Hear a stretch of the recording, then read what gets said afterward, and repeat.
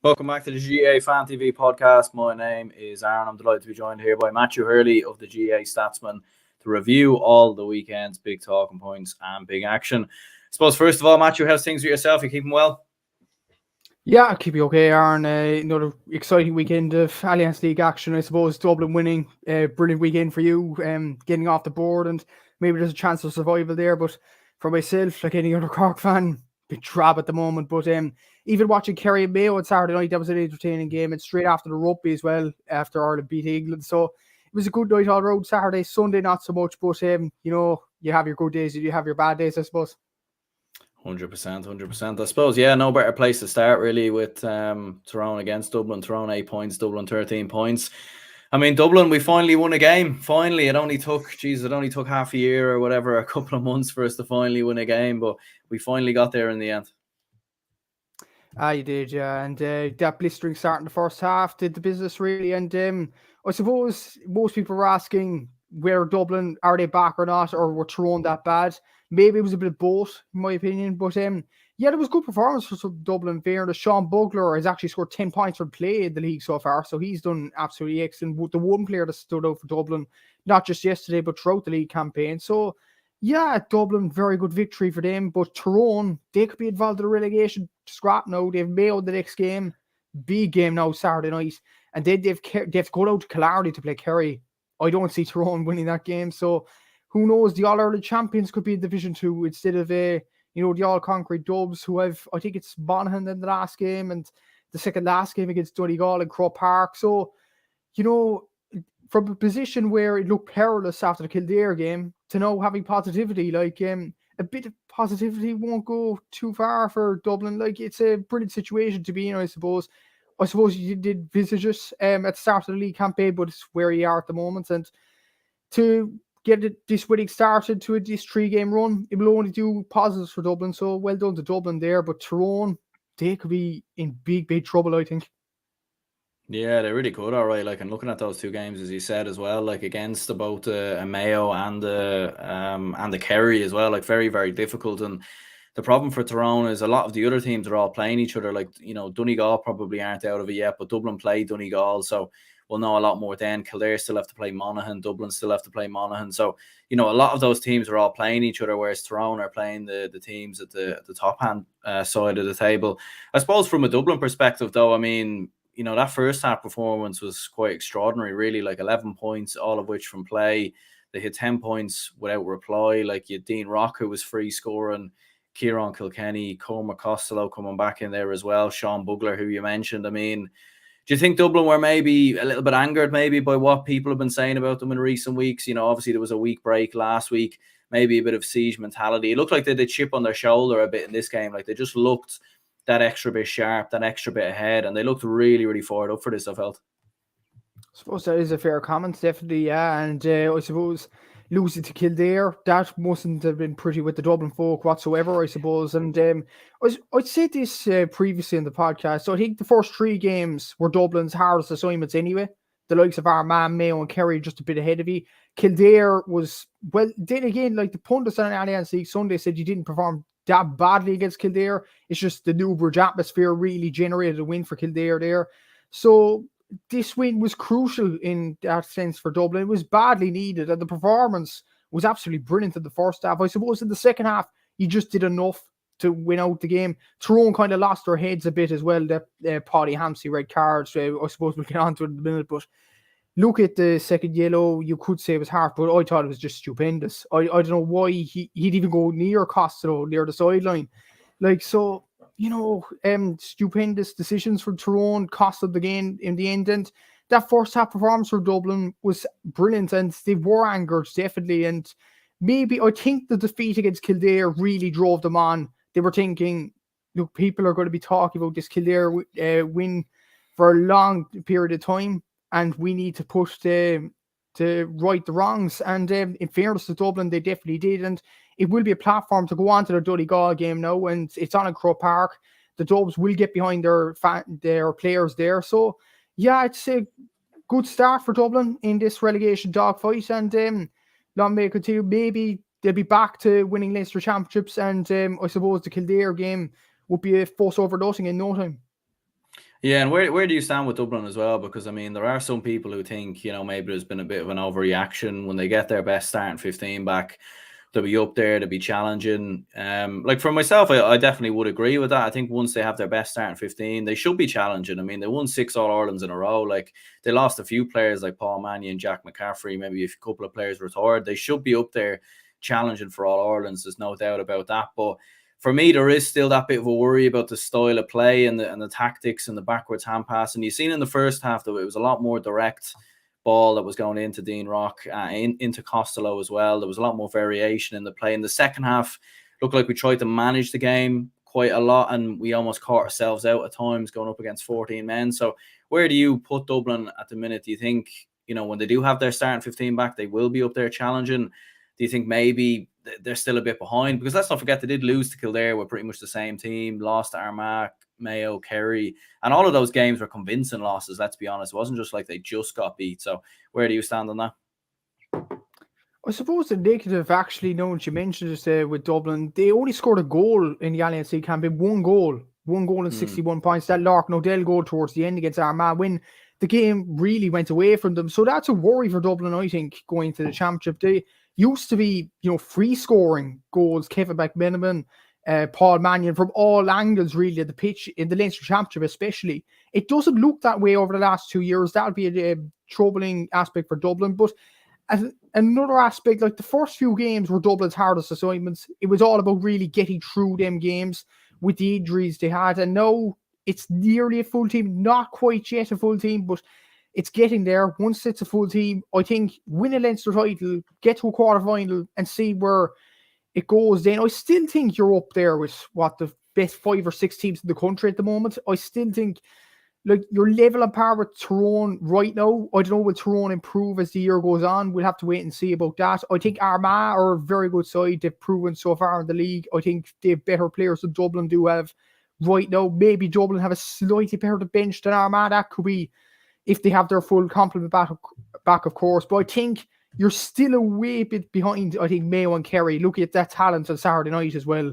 I just think Kerry, especially, their defence is absolutely excellent. And it'll be hard to beat them this year, hard to beat Mayo this year. But main aim for Dublin, just win that Leinster title, win, I don't know how many days in a row now, just win that Leinster title, just retain your superiority, get into a quarter-final. And look, there's no pressure in Dublin this year because the first 3 games or 4 games you played and lost. So no one's expecting anything out of Dublin this year in terms of All-Irelands or even semi-final appearances. So I would say the shackles are off for Dublin. And when the shackles are off for Dublin over even the start of their 5 in a row, they play with a swagger, and maybe that swagger will come back into the team. And I don't know, will Desi save his job this season? I'm not entirely sure about that. If they get to a semi-final, maybe he can, but we'll have to wait and see about that. But as I said, there's no pressure on Dublin after the first few games, considering people thought they were done, but judging by yesterday's performance, they're not far away yet. But I still think Mayo and Kerry are a bit heady at the moment. Yeah, Sir Klopp says there Dubs might just pull off the great escape to Kildare, and Tyrone still have to meet each other. They did play each other already. Tyrone won that, I think, by a point.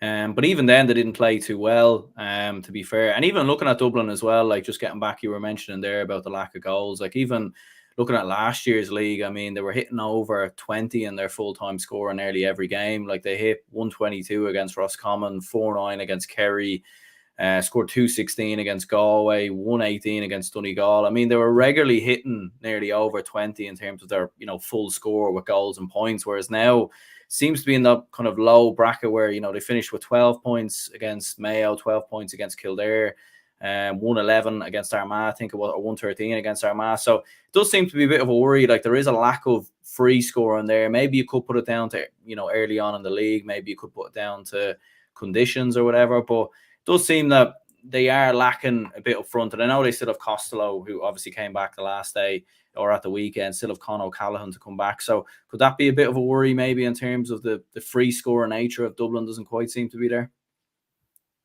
In terms of looking at previous years, I think it's a big worry for Dublin. Like, your only goal scorer actually was Larkin O'Dell, and he's barely in the team, really. Like, since that Armagh game, he only started, I think, 1 or 2 games after that. So that's one of your fringe players.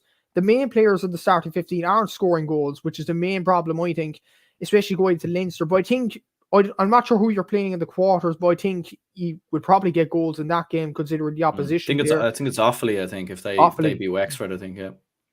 Well, if it's Wexford, I think it could be a bit of a procession there, because Wexford are a bit off it. But Offaly, given the fight they have in Division 2, that might be a tough game for Dublin, but Dublin still should beat Offaly pretty comfortably enough, in my opinion. I think Offaly don't have the scoring threat. Dublin have a bit of scoring threat, and they're in Division 1, of course. I think the only game in Leinster where you could, come up a bit short if the goals don't come soon enough is probably Kildare, if they keep their form going from Division 1 into the league. Meath, I'm not entirely sure. They played a poor Cork team yesterday. I'm not entirely sure yet about them. So I think in Leinster you should be fine. I don't think it will be an issue then. But once you get to quarterfinals, semi-finals against the likes of Kerry, Mayo, Tyrone, once they, recover from their holiday or whatever, Donegal, Monaghan, Armagh, and Galway even as well, or even Derry. Let's not forget Roscommon. Like, he could come up a bit short there. So that'll be a bit of a worry for Dublin. It's something Dessie Farrell needs to work on sooner rather than later, because it might get you out of a relegation scrap. I think Dublin might still have enough to stay up given the games they have left and the other teams around them have. But once it comes to like the quarterfinals, the semi-finals, the All-Irelands, I think you could come up a bit short because of the lack of goal scoring in your team. Like, it needs to be fixed fast. Yeah, no. Well, I think if Dublin lost to Offaly, I think I'd probably delete the channel. In all honesty, do you know what I mean? I think that'd just be too much. Kieran says you're in better form now. Dublin are back. We're well and truly back, but not well and truly. I mean, we need to win our next 2 games first before we get carried away. We could lose to Donegal, and be back to square one again. Moving on to Tyrone, then Sir Klopp was saying, I hope Tyrone are relegated, and Tyrone a one-season wonder.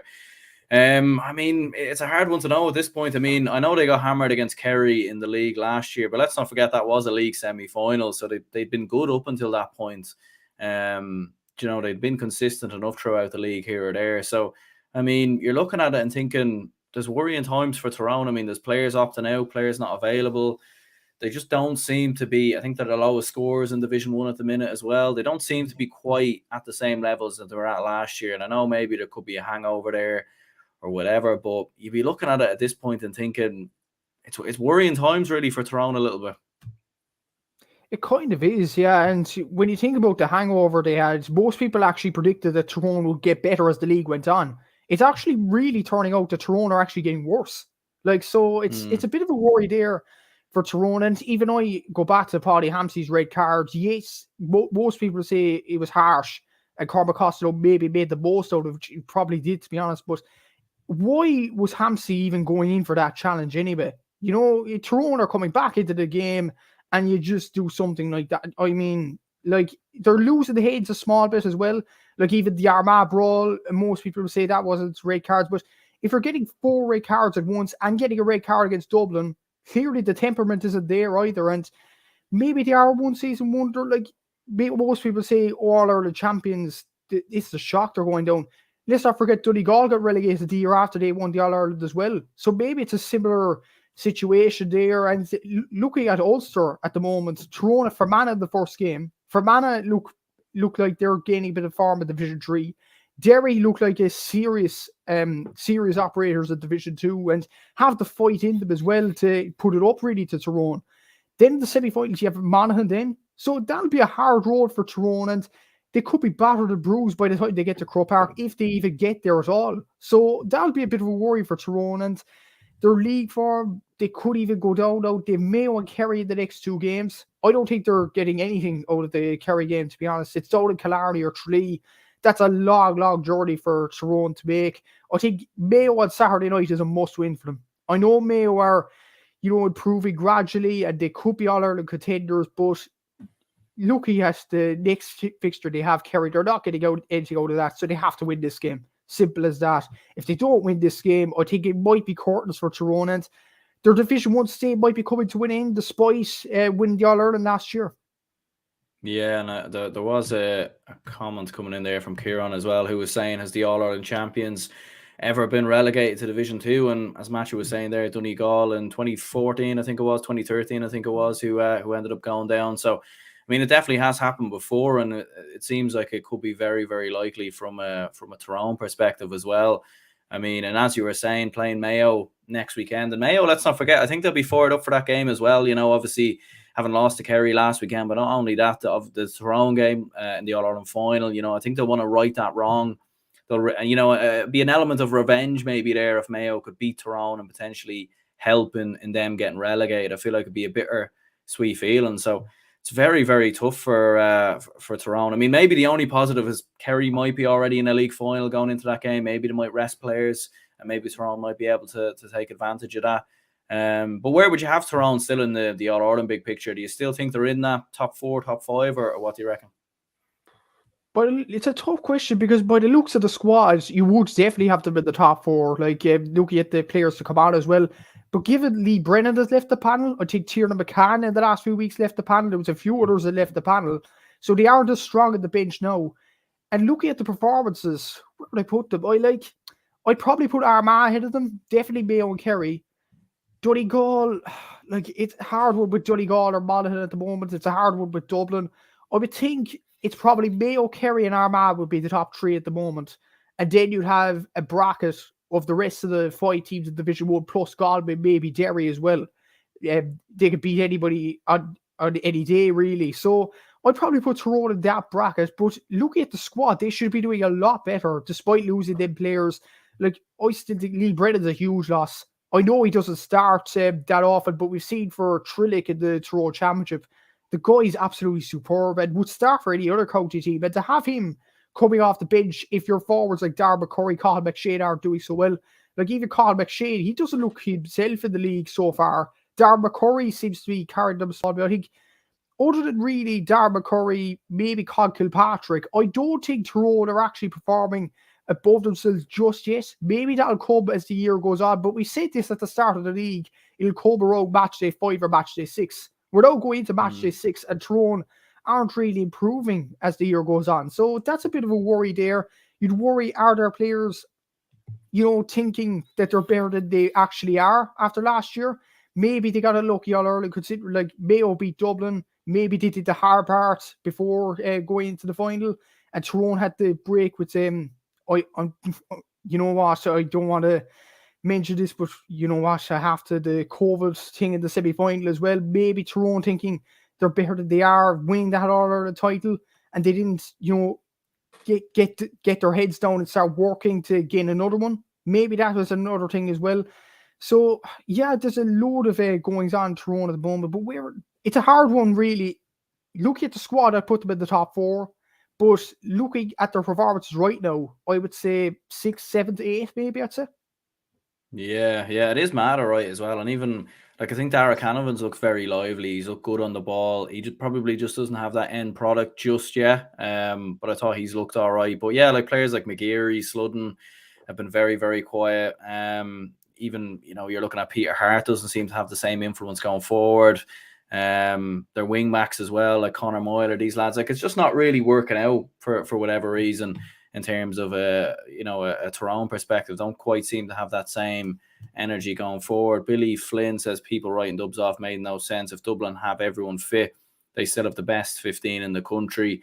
Dubs will win Leinster and are still All-Ireland contenders along with Kerry, Mayo and Tyrone. I definitely do agree with you to a certain extent. I think with that starting 15, they definitely are All-Ireland contenders and they definitely are in with the mix.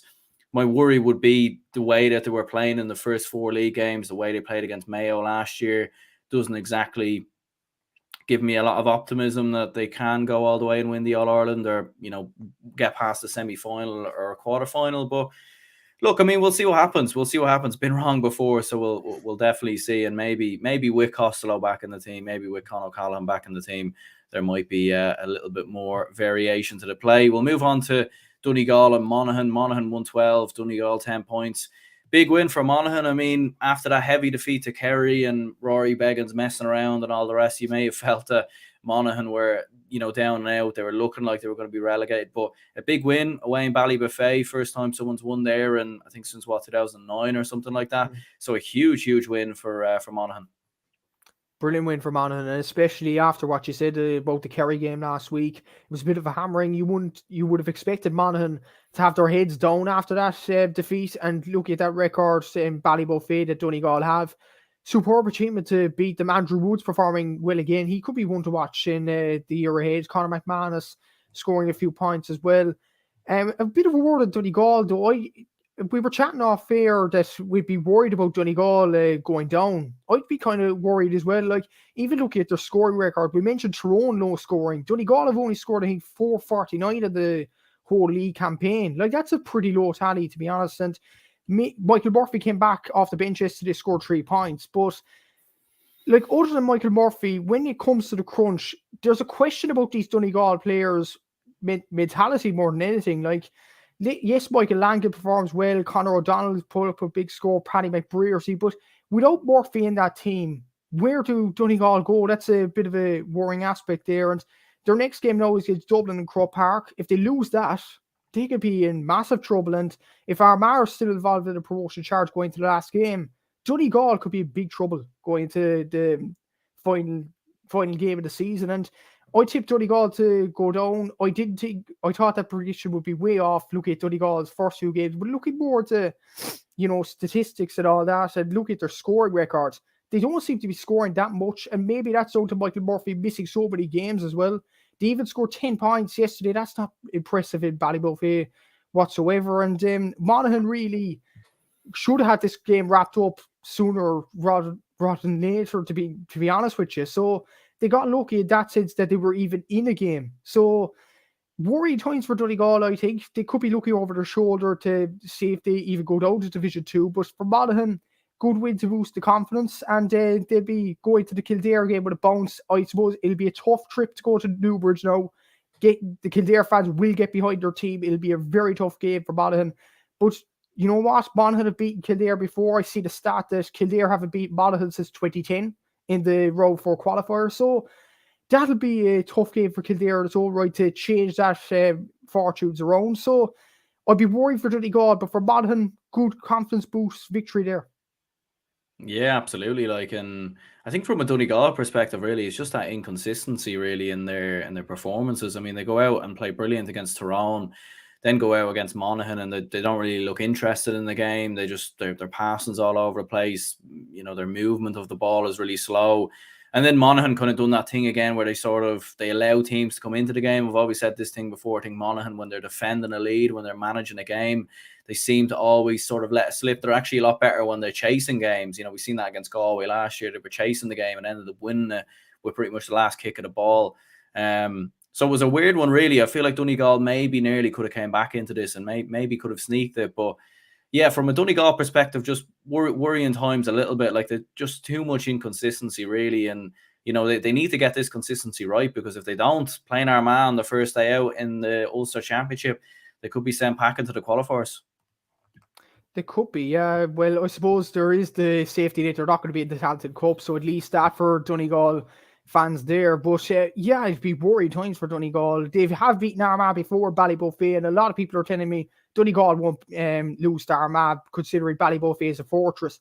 But the proof was in the pudding yesterday. They struggled against a team they're probably, a little weaker than Armagh and Monaghan. So, that game is not a foregone conclusion just because it's a Ballybuffet for Donegal. Like, I'd be seriously worried if I was a Donegal fan even going to the qualifiers, because looking back, I'm not entirely sure about their record overall, but I think by the gist of it, their record in the qualifiers isn't that great.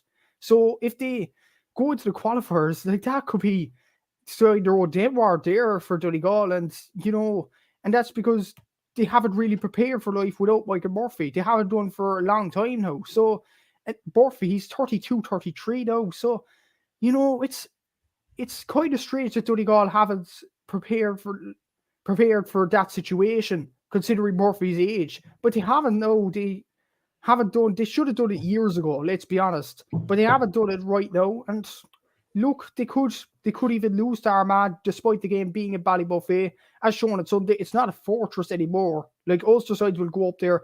I'm actually sure Tyrone went up there in Super 8s and won as well. So it's good. It's going to be a hard task for Donegal even to beat Armagh up there, considering Armagh's form. The Armagh forwards are much better than Donegal's at the moment, and I think their coaching staff is much better. The defence is getting better as well. So, and I suppose in League Sunday last night they were saying Donegal are stuck in this defensive system. By their scoring rate, it kind of looks that way as well. So, it's dark times for Donegal, really, and they could even lose that Ulster first game against Armagh. As I said already, I'd be worried if I was a Donegal fan, even going to the qualifiers this year as a potential outcome. Yeah, they look caught in two minds, but sometimes of what way to play. Like, I mean, against Tyrone, you've seen how brilliant they were attacking Tyrone. You've seen how brilliant they were at getting forward, and they did mix it up a little bit. So it is a weird one with Donegal. I suppose getting back to Monaghan, though, I mean, they definitely deserve a lot of praise, a lot of credit, because, I mean, huge win going away to Donegal now gives them a fighting chance to stay up. It's firmly within their own hands. They obviously played Dublin and Kildare in their final two games. Obviously played Kildare first. So, I mean, it's firmly within their hands, and maybe one win might be enough. Maybe two will be needed. Well, I think one win, actually, to be fair. I think 6 points will be enough. So, I mean, they're going into this with a lot of chance. And again, Monaghan are one of them teams that they keep getting wrote off in Division 1. Everyone keeps thinking they're going to get relegated, and they just keep finding a way to stay up. And you're looking at it, could they be about to provide, or could they be about to do the Great Escape again? Maybe it looks likely. And that's the sign of a great team, to be honest. Like, it looked perilous last year, that situation, going into the Galway game, even in the last few minutes, and Monaghan somehow dug it out to win that game. And even last week, it was kind of a gutless performance against Kerry in Inniskeen, which was kind of unexpected for Monaghan. I know Kerry have the quality, but for Monaghan just to lie down and make elementary mistakes like that, you would have thought Monaghan are goners. But after that performance against Donegal, it shows the fight is still there in that Monaghan team. And let's not forget, they've only lost 2 games so far. Like, it isn't the end of the world. They have the Kildare game next. And as I said, Kildare don't have the best record against Monaghan. They haven't won against Monaghan since 2010. So, it's still going to be a tough game for Kildare. And Monaghan, as you said, 6 points. Like, I think only Cork, I've said it before, only Cork have got 6 points. It's still gone down to Division 2. So, I think 6 points will be enough, especially in this tight division, considering the teams are playing each other. As we mentioned already, Monaghan's last 2 games are against relegation rivals in Kildare or Dublin. Tyrone's games are against Mayo and Kerry. You expect maybe Tyrone to pick up 1 point there. That'll get them up to 4 points, the same points as Monaghan are right now. So I think one win, possibly against Kildare or Newbridge, might get Monaghan over the line, and deservedly so after that gutsy performance yesterday. And considering what happened in Inniskeen last week, it wasn't expected, and they put off the Great Escape again. And another thing with Monaghan as well, the population, I've mentioned it before, to punch above their weight like this, it's a superb achievement. Like the likes of, let's say, Antrim, Galway, Cork, Derry have much bigger populations. They're gone down through the divisions over the last 2 years, and Monaghan have stayed in Division 1 since 2015. Like, that's an incredible achievement. It's fair play to Monaghan. They're doing well in minors and under 20s as well. Let's not forget that. They're doing well in Ulster Championships. So, and even in the All-Ireland series once it comes to that. So, fair play to Monaghan, seriously. They're a great county, great group of fans. And yeah, it's an example of how a county should be set up as well, and how they should go about things, how they do the basics correctly. And if you do the basics correctly, if you have the most elementary thing, the fight in you, like, anything can happen. And fair play to Monaghan for that. And they could stay up with one more win. I think that'll do it for them. Absolutely, yeah. Like, and I think the thing with Monaghan as well is, you're getting more than just Conor McManus. I think maybe there's some criticism there that they're over-reliant on him, and maybe they are to a certain extent at times, but like Andrew Woods coming in there, like scoring 1-1 on the day, and you have Micheál Bannigan who's come in recent years, Aaron Mulligan as well. So, I mean, they're getting more and more options, and you're getting players that are coming up from the under-20s into the senior team, And they're keeping that standard. They're not going down to Division 1. I think a lot of people felt that when a lot of these players did get older, that they would eventually maybe drop down into Division 1. Maybe the under-20 players wouldn't live up to the same heights. But you're seeing that. You're seeing players like Jack McCarron are stepping up, like Duffy with 2 points there, a cornerback as well. So I think positive signs for Monaghan. Like, I think they've got a good group of younger players coming through. Maybe they won't reach the same extent as what they done when they won 2 Ulster titles, but I think they're showing they're more than capable enough of being competitive in Division 1 football.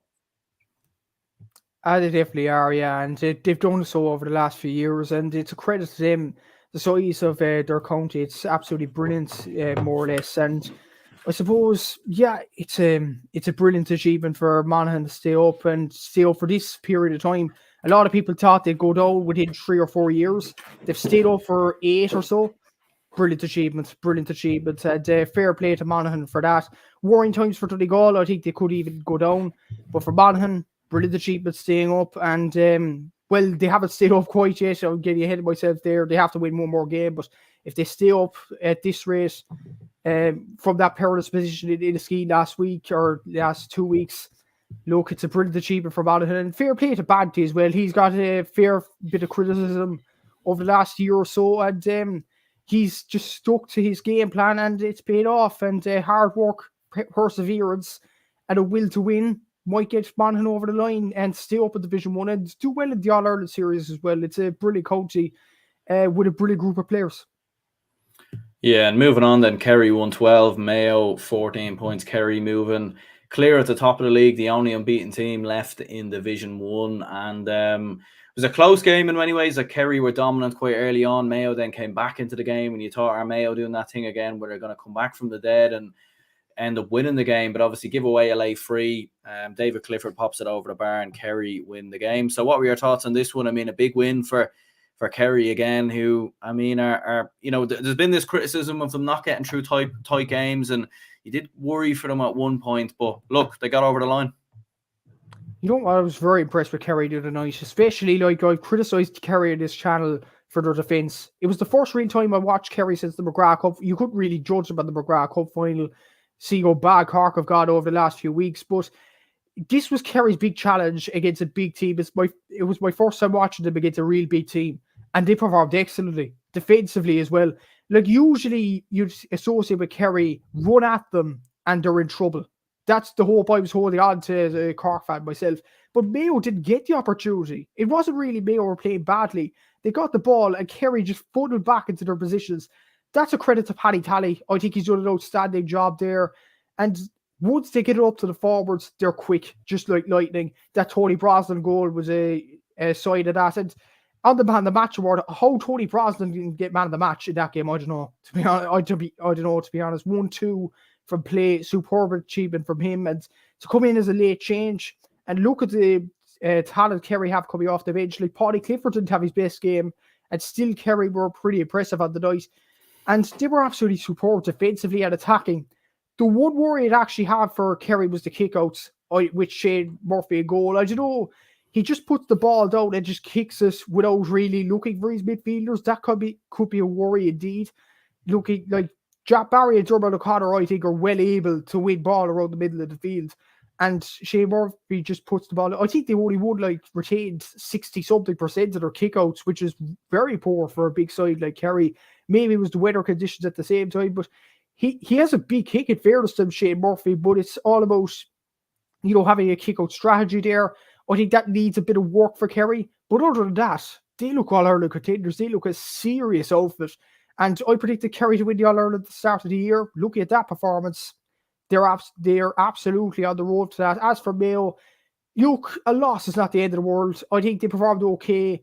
They didn't score that much from play. That would worry James Horan a small bit. Ryan O'Donoghue scoring most of the scores from frees, but Fergal Boland actually stepped up the other night, scored a wonder point in the first half, superb point. It probably should be shown on more social media sites, superb point as it was. The one worry I'd have is Aidan O'Shea starting. Like, I looked at the team on Thursday, I couldn't believe Aidan O'Shea was actually starting for this magnitude of a game. I think he's actually better, as I said previous week, coming off the bench. That's Aidan O'Shea's strength, really. He's not good at starting anymore. He's around 31, 32. He's better off the bench, and Mayo's play kind of slows down when he's in the team, but I think they did find another forward to probably replace the likes of Tommy Conroy or Killian O'Connor if they're not there. Fergal Boland did an outstanding job in corner forwards that night. So Mayo, it's not the end of the world for them, but for Kerry, the signs look very good for an All-Ireland victory, possibly. Yeah, I think for James Horan, maybe he was probably looking at it and thinking, I'll throw Aidan O'Shea in for this one. It's a game that probably doesn't have too much, meaning really. Like, I don't think it's the end of the world. It's probably likely that Mayo end up in that league final anyway. And then again, these two counties really, they're going to be judged on All Ireland's, not winning the league. I mean, winning the league will be a bonus, no doubt about it, and it'll be brilliant. But I think, come the end of the year, come when it comes around, when we're going into winter, I think these two counties will definitely be judged on All Ireland's, most definitely. And yeah, as you said, from a Kerry perspective, I mean, Kerry, like, it's interesting watching them. Like, they conceded, what did they concede? 11 points against Dublin, 7 points against Donegal at home. Few little worries against Monaghan last weekend where they might have looked a little bit shaky, but they're probably not scoring as much going forward. They're not blitzing teams like they did last year, but they have that balance at the same time. And yeah, they're looking set. I think it really will be between them and Mayo, in my opinion. I do think they are the two best counties, and I think if it is those two who meet in a potential All-Ireland final, I mean, that could be a cracking game. It could be really, and even a league final, that'd be a cracking game at Croke Park, definitely. And looking at the two panels at the moment, the two teams, where they are at, like, I wouldn't complain if it's a Mayo Kerry final whatsoever. And like, Kerry haven't won All-Ireland since 2014, and I've had my reservations about Kerry over the last few years. It's defensively, and they aren't up to their plate, but they showed everything on Saturday night that they haven't been doing over the last few years. Defending properly, having a defensive structure, and winning them tight games. That will be a pleasing aspect for Kerry. Yes, they are blitzing teams. They were blitzing teams last year, and they peaked too early, in my opinion, and it proved that way in the end. And yeah, I suppose, like, if they're defending properly, they'll just get the ball up to the forwards. And once Sean O'Shea comes back, he won't be back for the league now, which is a big loss in fairness. But I don't think it'll be a massive loss, because I don't think the league is that important to Kerry. But once he comes back for the championship, you have Sean O'Shea, Tony Brosnan, David Clifford, Stephen O'Brien if he hits far. Micheál Burns is a superb footballer. If you get the ball up to them, they'll do the rest. And every time Clifford got the ball on Saturday night, you'd expect the ball to go over the bar. He's just that good. He's just silky skills. He's an unbelievable footballer. He put a few wide, all right, but we'll forgive him on that. He scored 4 points from play. And probably because, people are kind of rating him so highly over the last few years, he's kind of become underrated, because I think other than Brosnan, I thought he deserved man of the match as well. 4 points from play. Like, if that wasn't David Clifford, we'd be all raving. Like, he's just that good a player. He's an unbelievable footballer. A joy to watch, I have to say. And yeah, they'll stroll through Munster. I think they'll stroll through a quarter-final. Yeah, I think they'll win the All-Ireland this year. I think there's something about this Kerry team. They just look so good at the moment. Defensively, Paddy Tally's got them all set for championship. They're ready now. Attacking-wise, just get the ball up to them, lads, and they'll just do the business. And they look absolutely superb at the moment. And for Mayo, there's a bit of work to do, but I would be worried if I was a Mayo fan. I think it'll be a tough game first day out, of course, against Galway. That'll be a real home-dinger game. I definitely look forward to watching that. But you'd expect Mayo to come through Connacht. Roscommon there as well, another good side. But once they come through Connacht, I think they probably will get to the All-Ireland final, provided, of course, if they're separated from Kerry. I'm not sure about the exact draw now, but that'll be a cracking All-Ireland final. You couldn't argue. Cracking league final. Two best teams in the country, I think. Armagh, by the performances so far in the league, are up there, but I think down to consistency and down to performance this season, I think they're the two best teams without a doubt this year. Yeah, like, and I think the impressive thing from a Kerry point of view as well is, like, they're getting scores from not just David Clifford, but he didn't even have Paul Gainey. He didn't even start against Mayo. He didn't have Killian Spillane. He didn't have Stephen O'Brien. You have Tony Brosnan scoring 1-2. You have Jack Savage with 2 points, Darragh Moynihan with a point as well. I mean, they're just getting scores from all over the pitch. And, I think that's been the most impressive thing about Kerry is, yes, they do probably have, the best player in the country in David Clifford, but they're just getting so many options in attack. And you've got players in there like Paul O'Shea and Paul Walsh who can't even get into the team that would probably get into any other county. So it probably really does show the quality that Kerry have in attack. And it's obviously nothing new. We've known this for a while, but the problem has been the defence. So when you mix them two things together, it looks very hard for anyone to stop the Kingdom this year. Oh, it does, yeah. And even the defensive structure they had, they're funneling everybody back at the position. A lot of Kerry fans actually complained to me on DMs that they were passing around the back a bit too much. Maybe they were, but the key thing is they were getting out of there. They somehow got out of these situations, and kind of that shows what a great team this team could potentially be. And I have no issue with players passing around the back as long as they're comfortable on the ball. And every Kerry player on the ball, even coming on Pat Warren, coming onto the pitch, they looked comfortable on the ball. Make no mistake about it. And that was the key thing about Kerry. They look absolutely superb. They look like Dublin, that 5-in-a-row team right now. They look a superb outfit. And as I said, they're probably going to win the All-Ireland on this form right now. Yes, Mayo will probably improve. Given they had things to improve on Saturday night, they will go back to the training ground and improve on them. But I still think, even if they do, Kerry just have one small thing to fix, and that's the kickouts. Fix that, and jeez, beware the rest of the country. Kerry are on the throttle. They're just gonna, steamroll everybody except maybe Mayo. I think Mayo will be their close challengers this year. But Kerry, my God, they look very good on the ball, and once they're passing it over the back and they look comfortable on it, like there's no stopping Kerry. And once they're getting out of them tough situations, there's something good going on in Kerry football right now. Yeah, to be honest, I still think Mayo are going to win the All-Ireland this year. Maybe that might surprise a few people, but I just think they have a bit more metal in their team. I just think they have a bit more, like, they have that will of getting through these closer games. I think this Kerry team have fluffed their lines too much over the last couple of years. Maybe I've lost trust in them a bit, and I know Mayo obviously haven't gotten over the line either. They lost to Tyrone last year and in the big occasion. That is the thing with Mayo. You look at them and you think of All-Ireland finals, you think back to the past and you think, is it going to happen again? And everything else. And obviously they have Tommy Conroy who's injured. We don't know what's going on with Killian O'Connor, but I just think they have a bit more metal in their team this year. I think they've got a very, very balanced squad. You've added Aidan Norman there, like Fergal Boland, who had 3 points, still have Fionn McDonough to come back in there as well. I think Jason Doherty's been a great player coming back in there. So I think they've a really, really good balance to their team, really good metal, but it's a hard one. I think between Kerry and Mayo, really, you probably couldn't split them with a knife. And I think when it comes around to that All-Ireland final, it's going to be very close. Yeah, I think Mayo are a superb team, definitely. But I just think, Mayo, once they get to the big occasion, more so than Kerry, in my opinion, they flatter to deceive. And that'll be my trouble with Mayo.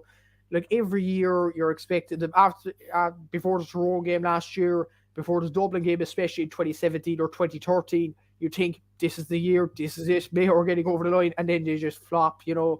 It's I just think Mayo don't have the gamesmanship that Kerry potentially do have.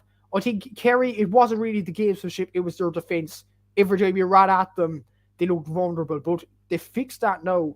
Once they fix the kickouts, I just think Kerry look a superb team at the moment. I just think Mayo are kind of the team that flop under pressure. I might be wrong about this year. Apparently the course is said to be over. I'm not entirely sure though. But we'll have to see. We'll have to see over the next few years. And I was hearing that Paddy Prendergast, the last remaining member or something, was actually in Kerry when he died. Wouldn't it be ridiculous if Mayo beat Kerry in that All-Ireland final? Like, wouldn't that be just some term up for the history books, to be honest? It could happen. It could happen. And I don't know what you think about that yourself, Aaron. That'll be something in the history books indeed. I still think Kerry will win it, but that'll be something to behold, I think. Yeah, it could be a coincidence as well, though. But it is still a bit crazy, and sometimes you do have these moments in history where things happen, and in regards to sport as well, and it's a little bit crazy. It's a bit like the situation with Chelsea being founded, and then the same day, how many 100 years later they're potentially going out of business. So it's kind of crazy, really. Sometimes these things can happen, and sometimes it's just a coincidence. Other times you think, is there higher forces at play. I don't know. I don't necessarily believe in the curse myself, to be perfectly honest. But if something like that was to happen, it might make you go, whoa, that's kind of crazy. Jack says here, Kerry for me, if they don't win maybe this year, but 2019 could have gone either. 2020, 2021 slipped up, but still only lost by a point to Tyrone. Kerry will win, but the only thing stopping themselves are them. And it is the point as well, obviously David Clifford goes off injured against Tyrone last year. Maybe if he stays on the pitch, maybe they have enough to get over the line. I think a good point we're mentioning in this game as well is they didn't have Sean O'Shea, so there's so many options really all of course on attack, and it's definitely going to be one to keep an eye on. Armagh are another team that are kind of going under the radar, and they beat Kildare 112 to 10 points. I watched this game as well on GAA Go, and it was, the conditions were very bad. It was a sloppy game, wasn't a great game necessarily to watch. Kildare and Armagh were probably level enough for a lot of the game. It was just really when Armagh pulled away quite late on. What were your thoughts on this, Armagh? They're still in contention for that league final. I don't think it's their priority, but they're still in there. They are, definitely, and even if they win against Kerry next week, I know Kerry are a lot of contenders, but it's in the athletic grounds, and we know how vibrant the Armagh fans can get behind their team, so that'll be a cracker next week, I think. I think Armagh are the most attacking team in Ulster at the moment, so this will be a cracking game. As for this game on Saturday night, look, Armagh did enough, and it was the weather that was the main factor there, and I suppose Kildare losing that type of game, again, it would be the end of the world. I think they're relying on beating Monaghan next week. But given Monaghan's performance, that might not be set in stone either. I know Kildare have the Newbridge folk behind them, but Armagh have the confidence, which Kildare don't have since Saturday night. So that'll be a tough assignment for Kildare to even stay up. They'd want to stay up now after beating Dublin, after doing the hard part, beating Dublin, drawing to Kerry, and to throw it away would be kind of devastating for Kildare, in my opinion.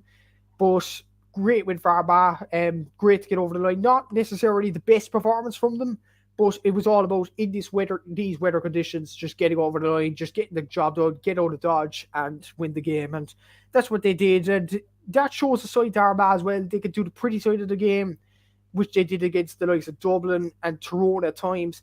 And they could do the dirty side of the game by winning this game and drawing ugly against Monaghan, let's not forget as well. So, and the game they lost actually was a point against Mayo, or 2 points or something like that. So they are losing by that much, and they're winning games as well. And they're drawing games that they shouldn't even be close to. Let's be honest, they did perform well against Monaghan. They didn't perform their best in this game. So they'll be happy with the 7 points so far. And, welcoming Kerry, potential All-Ireland winners, at the Athletic Grounds next week. Armagh fans will be definitely looking forward to that. And one of the biggest days in Armagh GAA history for years, I think, potentially on the cards. Yeah, it would be a huge achievement, all right. And I think one of the most impressive things really about Armagh, it's a similar fashion really to Kerry as well, is that, yes, you do have one of the best forwards in the country in Rian O'Neill, who scored 117 so far this year, but you have so much other players who are really contributing. I think Jason Duffy's a player who's really going under the radar. He scored 3-4 now, all of which are from play. He didn't even start against Kildare, and he came off the bench and got that goal. So I think with Armagh, there's a lot of players in that team, like Jamar Hall, Rory Grugan, who probably don't get the credit that they deserve, and we're seeing them contribute. And again, if Rian O'Neill maybe doesn't have his best game, or maybe he misses the odd chance here or there, you have other players who are stepping up. Maybe that wasn't the case for Armagh a few years ago, but it definitely is now. And another player to mention, mentioned by Davy Risper on my podcast last week, Stephen Campbell. He doesn't even start in that Armagh team. It's incredible. And the amount of talent they have for a team just coming up really recent enough to Division 1. It's their first full season in Division 1. To have that talent at their disposal, superb from Armagh. And credit has to go to the people developing these young players. And you mentioned Jason Duffy there. Well, what a tally, 3-4. He's kind of going under the radar, isn't he, this season? 3-4 from play. That is a superb achievement.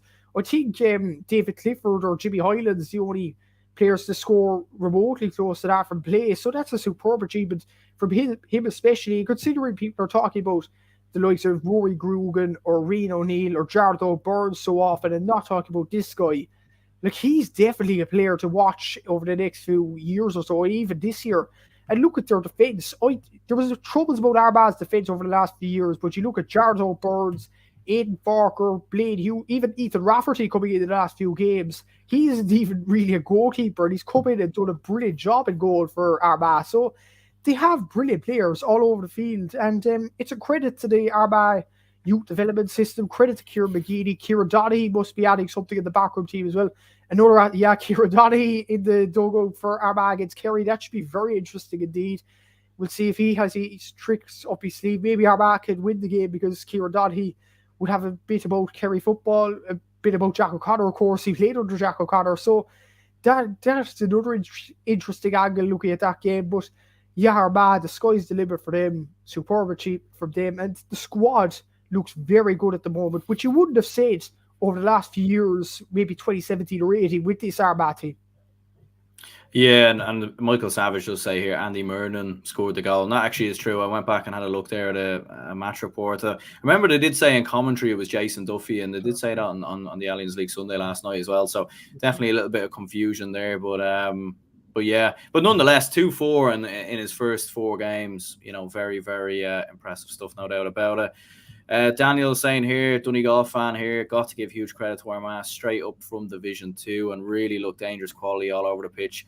Going to take a huge performance for us to beat them in Ulster. I think as well they've improved very well defensively. Like against Kildare, I thought they'd done a great job as well. Like Aidan Farker, since coming back from injury, has been really impressive. And when you look at that Kildare forward line, which didn't have a bad game, by the way, like Hyland scored 4 points, Woodgate with 3 points, Daniel Flynn with a point.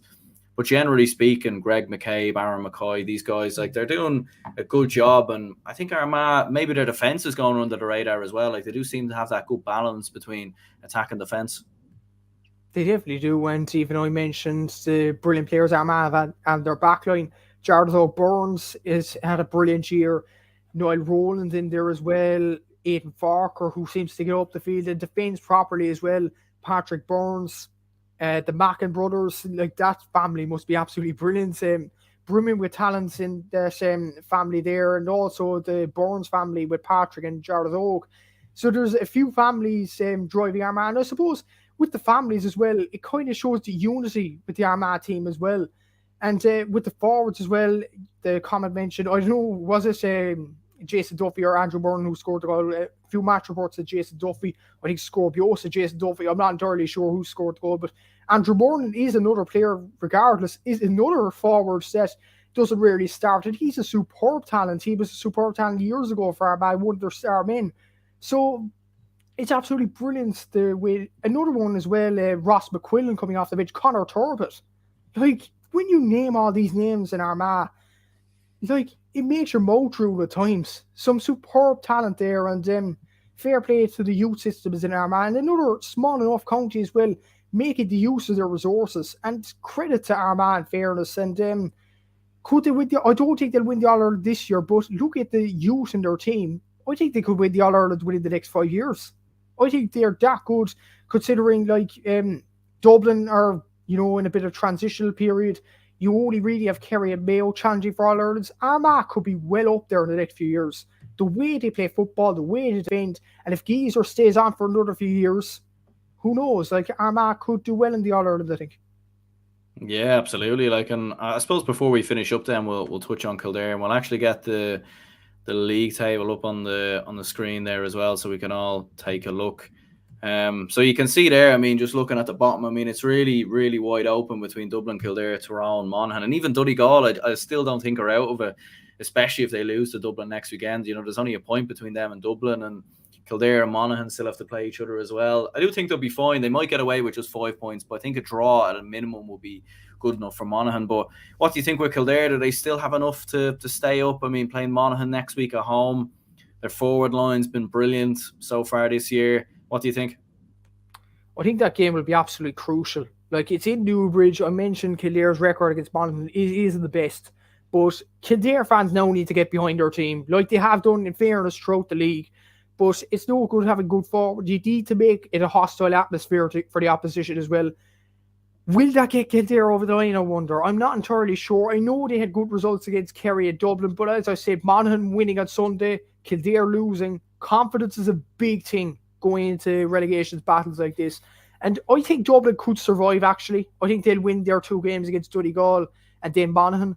So, by that logic, Monaghan have to win this game against Kildare, I think. Um, it's a tough one it's a really, really tough one to call. I think a draw would probably be the easiest option. I think, looking at Tyrone's last few fixtures, Tyrone are gone, I think. Like, Kerry and Mayo are going to be difficult games for them. And I think the losers of Kildare and Monaghan will go. I'd edge Kildare just because of home advantage, but then again, confidence is a big thing. I wouldn't be surprised if Monaghan win that game. It's a shame that game isn't actually shown on television, which is a big shame, because there'll be a big crowd, the crowd will be bouncing, and it'll be some atmosphere there. And I think it'll be Monaghan and Tyrone in the end. It's going to be a very, very tight relegation battle to the very date in this division, and as it has been throughout the Division 1 campaign to date. Yeah, and of course, let's not forget as well, Kildare play Mayo on the final day as well, away from home. So that'll be a very tough one. And you could imagine Mayo really, really trying to, they want that revenge for Newbridge or nowhere, send them back to Division 2, all the rest. So be an interesting one, no doubt about it. But yeah, I'd probably slide a bit towards Tyrone and Monaghan going down. Still think Kildare could do enough to beat Monaghan. Jesus, it's very close. I think it could really go down to score difference. You could have 3-4 teams there, maybe on 5 points or something like that, something crazy. And it could really go down to score difference. We'll move on to Division 2 and Meath and Cork. I mean, we could nearly copy and paste our previous discussions about Cork, because it seems to be going from bad to worse, really. And Meath, I think they were the second lowest scorers in the entirety of the league coming into this game, behind Down. And then they rack up a scoreline of 118 against Cork, who now have the worst defence in the entirety of the league as well. So, I mean, crazy stuff. Yeah, the worst. It's 779 conceded overall, 100 points. Only Carlow are kind of close to us, but then again, that was a one game against Sligo where they conceded 28 points. With this Cork team, it's been constant. Defensively, we are actually all over the place defensively. We don't have a structure defensively. Maybe that's out to Sean Meehan missing. He's going to be missing for the whole year now. He's getting surgery in London. That's a huge, huge loss. And even Daniel O'Mahony, there's rumours he's not going to come back either. It doesn't look good. It doesn't look good. Coleman Rourke said on Sunday they aren't getting the basics right. I could even think of way, way more clips than I think Coleman Rourke's at 15. I think I could think of way, way more. I watched the full game. It was a hard watch. It really was a hard watch. Usually we defend, depending on our attack, seeing as our defence, judging by the stats, we conceded 100 points, that our attack would do the business. We kicked 11 wides against Meath. It's rough stuff. And even looking at the Meath team, like Brian Menton came into the team. I was chatting to Davy Rispin last week. Brian Menton didn't play over the last few months. He actually looked fitter than our nearly whole team. It's strength and conditioning isn't there. Common sense isn't there. Just soloing, I think they mentioned that in League Sunday as well. The confidence isn't there either. You even see the confidence was there with Sherlock and Blake Murphy against Galway, hitting points from everywhere. Blake Murphy with a superb goal against Galway. The confidence seemed to be drained out of them against Meath. I'm not sure what it was. Them going up to Park Talton, it wasn't that a hostile atmosphere from what I was hearing and what I was seeing. Because apparently, according to Davy Rispin anyway, the ladies' footballers actually get more support in Meath than the men's at the moment. So it wasn't really a hostile atmosphere at the slightest. Or maybe it was the fact, yes, Brian Hurley's done brilliant over the last few years. He ripped Jason Foley's straights last year in that first quarter against Kerry. But I just wonder, does he take the confidence out of Sherlock and Blake Murphy? I don't know what's the story there. The players just look short of confidence. Even decisions. I know Keith Ricken is a superb manager, but the decision to make Brian Hurley captain, I don't know what the decision was behind that. I know Brian Hurley's a main player, but to strip the captaincy for Ian Maguire, who's been a good captain over the years, has been leading the Bars for ages, and they got close to Kilcoole stuff for getting the club championship. To strip the captaincy off him, Billy Hennessy from St. Finbarr's leaving the panel, Oh, it's I don't know where else to go. I've ranted or I've raved over the last few weeks, and nothing has changed. Just nothing has changed. Things have changed with Dublin, in fairness. Seeing that Tyrone game, it just hasn't changed with Cork. And even if it is in Parky Rin against Kerry, look at Kerry's performance on Saturday. Look at our performance on Sunday. We're going to get a thanking. We are absolutely going to get a thanking. We're going to go down to the Tailteann Cup. And then there's the arguments. Stephen Sherlock, I'm thinking Blake Murphy, Ian Maguire, they're used to winning club championships or under 20 championships. Why would they want to play in the Tailteann Cup at the same time? You know, we're going to lose players as well. The players are just there's players walking away week by week by week. Like, you'd expect that all at the start of the year. It's happening weekly for Cork. You know, and injuries is another thing as well. Our squad is becoming really thin at the moment, and it's just going to end in a disaster. Like, people are saying, oh, we have to beat Down and Offaly in the last 2 games. We haven't won a game since Waterford early January in the McGrath Cup. So what's to say we're going to win the next game now? Like, Down, I've seen the stat have the worst attack in the league. Meath had the second worst attack in the league going into this game. So only Cork would make a subpar attack look so threatening. You know, and Down have the Kilcoo lads coming back into the team as well. You know, and Offaly have the confidence going into the last game as well. Oh my God, we're probably going to lose the last 2 games, I think. I don't think it'll be that big a margin given Down and Offaly's quality, but look at the last few games. People are saying we're going to beat Down and Offaly easily. We haven't won a game since early January against Waterford, a Division 4 team. Like, we need to get a realistic caps on. We're not winning the last 2 games. We're going down to the Tailteann Cup. We're getting a thank you off Kerry. And put our eggs into the basket, getting a day out in Croke Park against the likes of Cavan or Tipperary in Croke Park in the final or something like that. You know, it's got to this stage, and, you know, it's just acceptance at this stage, Aaron, to be honest. Yeah, it's crazy, really. Like, and I mean, I suppose the main positive, if they do go down to Division 3, at least you won't get too much TV coverage of them next year because of Allianz League Sunday. So maybe you won't get to watch them as much. But yeah, I think from a Cork point of view, it is quite bizarre as well, just to see how quick they've fallen. Like, I was even having a look there. I think since you beat Kerry in that game in the Munster Championship, you lost to Tipperary, but then even some of the teams you've beaten, like Laois, Westmeath, Clare. All right, fair enough, Clare are a decent side, but that was kind of an indifferent game because you needed to beat them by a certain margin, I think, to avoid a relegation playoff. So sort of a weird one. Like, you're beating a lot of the teams you've actually beaten in recent seasons have been Division 3 teams. Like, you beat Limerick, who are, you know, they might be in Division 2 next year, but it is crazy. I mean, even looking at Cork, I mean, like, are they the 4th, 5th, 3rd best team in Munster at the minute? I mean, you could argue with the case maybe that just Waterford are worse than them, and that's no disrespect to Waterford. I think they've always kind of been at that level. So, I mean, that's mental, really. Like, it's probably the first time maybe ever they've been at that level. Yeah, and even Crosby and Waterford there. Waterford were within a point of us in 2017, so maybe they can beat us. I'm not entirely sure, but yeah, at this moment in time, I'd probably rank them close nearly to 4th or 5th. Because Limerick are performing excellent in Division 3. They're going to get promoted to Division 2 next year.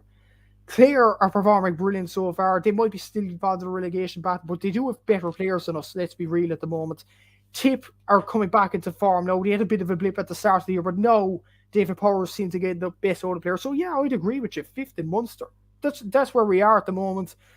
I don't know, it's like, I don't guess, like, we won an under-20 title in 2019. We won a minor title in 2019. You look at Galway, you look at Kildare, you look at Mayo, you look at Dublin. They have got under-20 teams and they progressed them to the next level. Why can't Cork do that?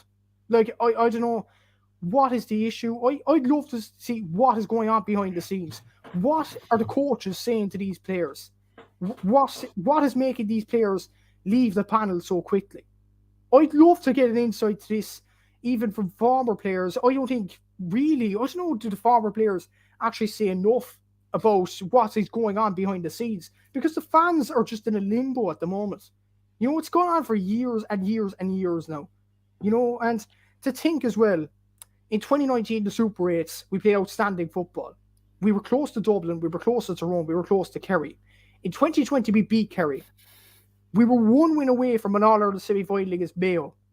To turn it around, we should have been going into a game against Mayo, the pressure's off. We're going into a game against the likes of Killian O'Connor, Aidan O'Shea, and we'll put our best foot forward and we'll see where it gets us. But no, 2 years later, and we're going down to basically the Joe McDonagh Cup of football. I mean, another thing, it's going to be the first year at the as it stands now, which I think it will be at the end. It'll be the first year where Cork will not compete in the Sam Maguire Cup. Sam Maguire was born in Cork, in a town called Dunmanway, and Cork are not going to be even in that competition. It's going to get worse. I think looking at the performances, there's just no confidence. I tried to be positive with Keeper. He's a great manager, but he looks out of his depth a little bit. It's a hard one. I don't know. Is it just the players' confidence are shot over the last few years? Is this, a lot of senior players leaving the panel and the younger players getting too much pressure put on them, or what is going on? I don't know. But I'd like to know the question: why are the likes of Galway, Kildare, Mayo producing under 20s and they're coming up to senior and they're doing absolutely brilliant jobs? Even Cavan over the last few years winning an Ulster title, Tipperary with the minor team in 2011, and we can't. We're doing well against Kerry and underage. We're getting toe-to-toe when most of the time we actually beat Kerry and underage in minor and under 20. And once we get to senior, we get pummeled every year. I'd love to know what is going on behind the scenes, because I don't think we're getting, a gist of it at the moment. And yes, as I said, Keith is a nice guy. I'd love him to do well. We try to be positive, but at this point, we have to be realistic. We're going down to the Tactical Cup. We're going down to Division 3. At this rate, I think we're staying there for quite some time. Yeah, I mean, he speaks very well in interviews and all the rest, but I mean, I've seen a few politicians that have done that in the past as well, and it hasn't really worked out too well. We won't mention any names, but sometimes these things can happen there. But yeah, Sir Klopp saying it now, 2023 will be as bad as it gets for Cork. It will act as the motivation for rise back to the top. I think maybe it means 2022 will be as bad as it gets. Or maybe it gets even worse next year. Maybe you go. I really don't know. But just a word on Meath. I mean, this was a big win for them. I fancied Cork coming into this game because I just didn't think Meath had enough going forward. But they really delivered. Like, all their 6 forwards scored on the day. Jordan Morris with 2-2. Shane Walsh on the score sheet. Killian O'Sullivan, Jason Scully, Matthew Costello there as well. So, for Meath, I think they'll be all right now to survive. It's a tough 2 last games against both Clare and Derry, and I think 5 points will be enough to survive relegation. With the fact that a lot of the other teams play each other, maybe that might hinder them or maybe go in their favour a little bit as well. But what do you think to Meath? Where do you think they're at? Like, could they kick on now maybe? Because they're a weird one as well, because every now and again they produce a good performance and you think, oh, these are these players that a lot of the Meath fans have been thinking about or talking about potentially coming up and challenging the Dublin, second best team in Leinster, all the rest. And it hasn't happened at all this year. They've regressed massively. But a win like this, maybe it puts them back, maybe a bit of momentum, and maybe they could build towards something. Not saying they're going to win Leinster or anything like that, but, at least being competitive again. The thing was, though, they were playing against, a drab team. That would be one thing to take away the gloss of the victory. But Meath can only play what's in front of them, to be honest. And they performed as well as they could. Like Brian Menton coming back to the team, especially with Shane McAtee joining the Army. That's a positive, and he performed very well yesterday, definitely. Jordan Morris played well. Harry Hogan coming out of the goal. That's a great tactic for me, just to waste a bit of time as well. Brilliant kicker of the ball, absolutely brilliant. He's a young goalkeeper, I'm sure, as well. Very good player. This result will bring a step back into Meath, but I will say this. Next Sunday's game against Clare will be big for them now. If they win that, I think they're definitely assured of survival. They could even win that, given Clare's form at the moment. Like, I don't think Clare have I think they've only won 1 game against Offaly at the start of the league. They haven't won since then. And Meath are coming in with a bit of a bounce after this result. I know it was against Cork, but still, it's a win. And, they'll go into the confidence with that Clare game in mind.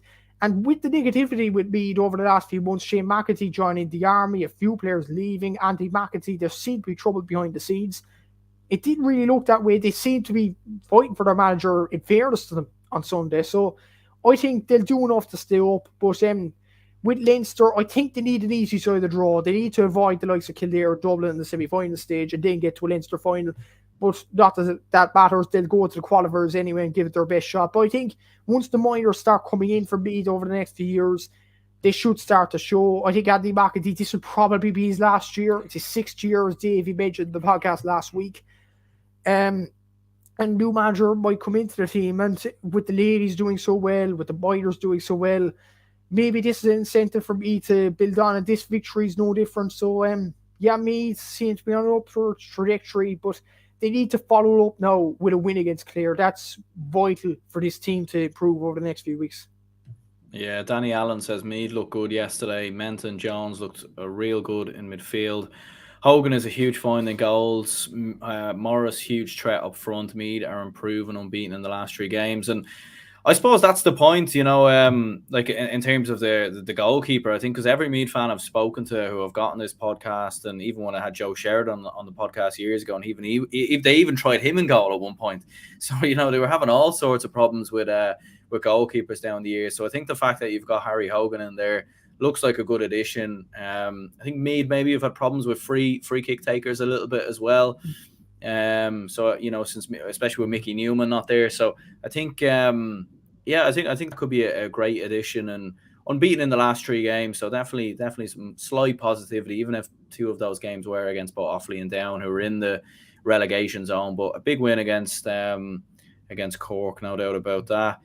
Cork conceded 100 points in 5 games. That's mental. It is crazy stuff altogether. But yeah, I suppose moving on then, Galway and Clare. Galway 2-8, Clare 1-5. Clare competitive in this division, not exactly out of the potential of being relegated. I do think they'll be okay, but from a Galway perspective, 100% winning record. I think they're the only team now left in the entirety of the league to have that record. So big up the tribesmen. Yeah, and they're doing enough to get over the line as well. I'm not sure Shane Walsh actually scored in this game either. So that just shows you they've scores all over the field. Damien Comer is actually, I think, the top scorer for play in Division 2. So brilliant achievement by him. He's starting to improve this year after a bit of a 2 years where he's gone under the radar a small bit. He's done brilliant so far in the league, albeit it is Division 2. As for Clare, I know they have a good team. I think they're still the second best team in Munster, the best of the rest after Kerry, obviously. But I'd be kind of worried about Clare. They have 4 points. They're going into a Meath game. It's a pressure game now. If they lose that, they're going into the next game after that against Down. They're going up to Park Esther for that game. I'd be kind of worried if I was a Clare fan going into those games. I know Clare are performing relatively okay defensively. They're not shipping too much. But attacking-wise, they aren't scoring that much either. I'd be kind of worried about Clare if I was a fan for them. But for Galway, 100% record. You couldn't ask for any more.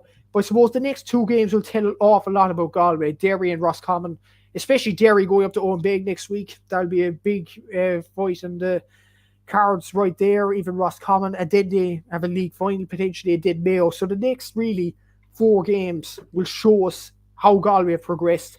Not to disrespect the 5 opponents Galway have played so far, but they're kind of below all Ireland levels at the moment. Way below, in fact. But I'd probably would still have Galway up there with one of the best teams in Ireland at the moment. But as I said, the next 4 games, if there is a league final, of course, will show a lot about this team, about this Galway team. See how they've progressed. See how they've bounced back after 2 years of COVID. Yeah, and I suppose from Galway, where does their attack rank in your opinion? Because they have the best attack at the moment in the entirety of the league. We were speaking about Cork conceding 100 points in total when you add up all the goals and points they've conceded. Galway have actually scored 100, funny enough, in terms of when you add up all the goals and points they've scored, 9 goals in total so far this year in their opening 5 games. So, I mean, attacking-wise, Galway seem to have it under control. Interesting enough, defensively, that's been kind of the worry, really, for Galway. They've actually conceded 6 goals so far this year, and they've nearly conceded double the amount that Derry have. who are slightly below them. So it's kind of a bizarre one in many ways with Galway. Very, very good in terms of attack, but maybe a few worries there defensively. Yeah, even I seen it against Cork and Parky Queeve. Like Cork just opened up too easily, I think, in the first half. I know Cork, there was a bit of fight for once at that Cork team in the first half. But, Galway looked kind of out of their depth defensively at the same time. We talked about Kerry passing around the back with Shane Murphy or Jason Foley, and they look comfortable. Every time Galway, by the looks of Galway, I've seen them against Cork in the first half especially, every time they went out with the ball and they hand passed it around the back, you just knew what was going to happen. They were going to get robbed. Conor Flaherty, I don't think, is that comfortable coming out of the goal. That's a big thing for Galway moving forward. But their attack is pretty good. 100 points. The stats don't lie, as I should know myself. So Damien Comer, Robert Finnerty, Dizzy Keneally, Shane Walsh, Paul Conroy even. He scored 1-6 from play from midfield. He's done absolutely outstanding in the league so far. And he's one of the most experienced players. He's been through it all with Galway, really. So, great attacking wise, but they need to improve defensively to really be up there. And I suppose the proof will be in the pudding in the next 4 games. If there is 4 games, it'd be big for Galway in the next few weeks. And if they get through them games looking very good, I mean, the sky's the limit really for Galway. Yeah, I would still worry about their defence a little bit. And Sir Klopp saying there, Galway versus Mayo is the most anticipated game of the year as it stands. I mean, Galway will need to shore up quite a bit defensively, though, and I think that has been the worry a little bit with Galway in recent years. You even seen when Mayo played them in that league game a couple of years ago and blitzed them, and then Galway sort of reverted more defensively for that Connacht final. So it'd be interesting to see what happens there. But you had Roscommon 12 points, Derry 12 points. Roscommon had a big enough lead in this game, and Derry ended up pulling it back and nearly got over the line. I think I've seen you had 18 cards in total in this game between yellows and reds. I mean, this was all sorts of chaos really between these two. And I suppose both remain unbeaten, both still very much in the mix for promotion. Yeah, it was a feisty affair. Definitely looking at it on Allianz League Sunday last night. I'm not sure would McGuigan have been happy with that red card at the end. He scored 8 points and then gets a red card.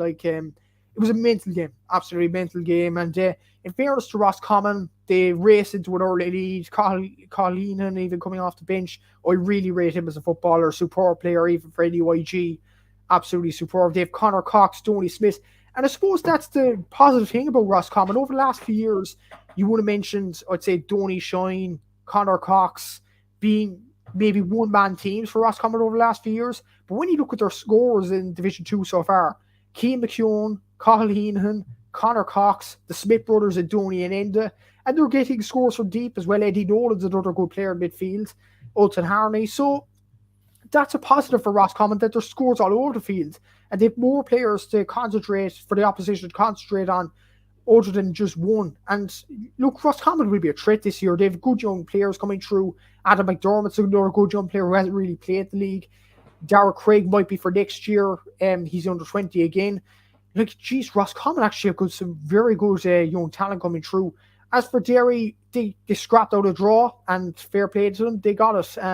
Shane McGuigan got 8 points, maybe a one-man team there, but it was kind of a game that they didn't play well in. Maybe we've said this over and over again. It's a good sign of a team when you're not playing well and you just get a point out of nowhere, really. And they could have even won us if the ref didn't send off Shane McGuigan. You would have put your house on him scoring that free at the end if he was on the field. So they'd be kind of disappointed then. Both sides would be probably disappointed with the referee. I think there was, jeering at the end of the game by the looks of the Allianz League Sunday. So I suppose both sides will be disappointed in a way, but there's positives for both sides. They're going in the right direction. Even if they don't get promoted this year, they're not in the Tailteann Cup. There's a bit of positivity, and they could say, look, if Roscommon don't get us for example, they could just say Derry and Galway were the better teams, but we performed excellent in the league as well. So we could go into this year, go into a Connacht final because their side of the draw looks very easy indeed. And then again, if they even lose to Mayo or Galway, they're one game away from Croke Park. And look at Roscommon's team. Maybe they could reach a semi-final this year. They could be a dark horse. I think there's this side of a Roscommon team that I haven't seen before. A lot of players chipping in, I think.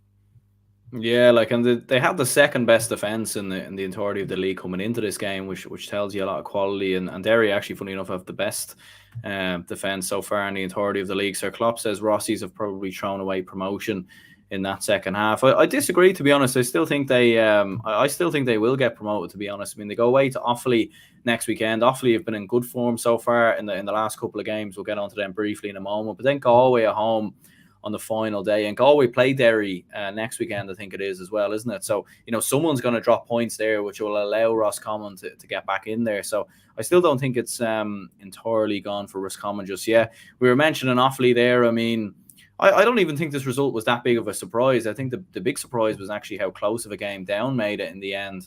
I seen obviously in half the ball they were all tipping Down to win the game, but for me, I always felt like Offaly had enough here, coming in on the back of some good performances against both Galway and Meath, and a huge win away to Down, and now gives them a huge opportunity at promotion. I mean, it's a tough last two games against Roscommon and Cork. I mean, obviously we were chatting about Cork. Maybe they'll fancy their chances there. So, what do you reckon here with Offaly? I mean, avoiding relegation is a realistic possibility. It is, yeah, and the way they're performing, brilliant from them. They aren't scoring that much, but they're just winning games and they're getting their confidence up. Even that podcast I did with Davey last week, the difference between the likes of Down and Cork, there's a lot of pressure on them to stay up. Like, it'd be an absolute disaster if we go down to Celtic Cup, which it will for both sides. But for Offaly, like, no one expected them to stay up from the outset, despite their younger talent coming through. A lot of people tipped them automatically to go down, and even after the last few games. But these group of players will not give up. They're a superb bunch of players. Dylan Hyland scoring 11 points from play so far, Bernard Allen scoring 1-8, and you still have the man himself, Niall Matnaby. What a player. What an age. I think he must be 35, 36 by now, 37. He's a superb talent, and to go on about it for this long. Superb achievement, and to get that winning score from Lee Pearson, there must have been a party in Offaly. Michael Duyton was tweeting about it, and there was a lot of people from Offaly. To be honest, like, I know Cork would be my first team, obviously, but I'd love Offaly to stay up if Cork are to stay up, because they're a great group of fans, great group of players, and they play football the right way as well. They're a superb team to watch, even under 20 last year, and they're doing things the right way behind the scenes, and it seems to be a positive vibe there. As for that prediction run off the ball with Down, I suppose you can't trust off the ball, really. Did they say, I think it was Galway were ninth in the country in hurling, was it? Even they could get it wrong, even the professionals could get it wrong at times. So, and even we could get it right, and we're just two lads on YouTube. So, yeah, I don't know why they said Down, to be honest. I was chatting to Davey last week, and we were saying Down, there isn't really positivity. There is positivity in Offaly's performance. We kind of expected Offaly to win that game, and so they did. Brilliant achievement. But what I will say about Down, a few positives. The Kilcoo lads coming back. Niall Kane in goal actually looks a very good player. He looked a very good player for Kilcoo. Very good player coming into the Down team that night. Caleb Doherty coming onto the pitch as well. Like, there's a few positives for Down despite the loss, and I think they'll actually go down to Páirc Uí Chaoimh and win the game. Because, yes, they might have the worst attack in the league, but anyone could score quick scores against that Cork team. So, Down will do very well, I think. And they could even win that Cork game. But it's a crucial game for Down. It's a crucial game for Cork. That'll be a home dinger of a game next week. And as for Offaly, like, Roscommon are a good side, but Offaly with the fans behind them in Tullamore, who knows? Like, Offaly could even pull off a surprise. A draw wouldn't be the end of the world for Offaly. Even getting to 4 points, that might be the safety net they need.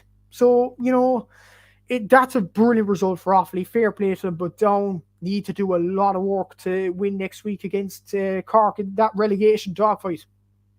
Yeah, and it will be interesting, all right. Worst attack going up against the worst defence, all right. And be interesting. I'd still probably lean towards Cork having enough there, but I mean, we'll see what happens, definitely. But from an Offaly perspective, I mean, yeah, like what you said with Lee Pearson scoring and Niall Darby scoring. I mean, 11 different scores in total on the day, which I think is hugely impressive from an Offaly point of view. Like, they scored, they had the most amount of scores out of anyone in the entirety of the weekend. So I think they deserve a huge amount of credit. We'll throw the Division 2 table up on the screen before we move on there. I mean, you're looking at it there. I mean, between Galway, Derry, Roscommon, very much in the promotion race. And then looking down at the bottom, I mean, you've got Offaly, Meath, Cork, down in Cork, and Clare, I suppose, aren't exactly out of it, but I do think they'll be okay. So looking at it there, I mean, who do you think gets promoted and relegated going into these final 2 games? I think promotion's got to be a very difficult one to call. Like Roscommon, I think, should have enough against Offaly. I know there's confidence in Offaly's performances, but I think Roscommon should have enough to beat that Offaly team.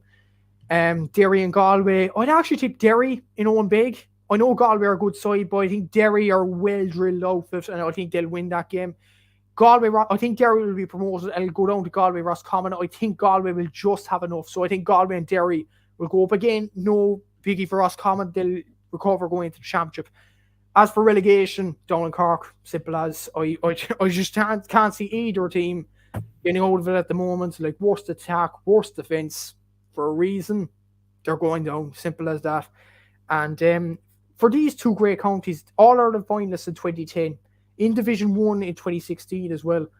For these 2 counties to go to Division 3 again, not just once, again, like, you wouldn't have envisaged that in 2010. Look at them 2 sides playing a brilliant game in Croke Park. Like, it's a rough time to be fans from both counties, and I think both of them will sign their debt warrant and get relegated to Division 3 and the Tailteann Cup.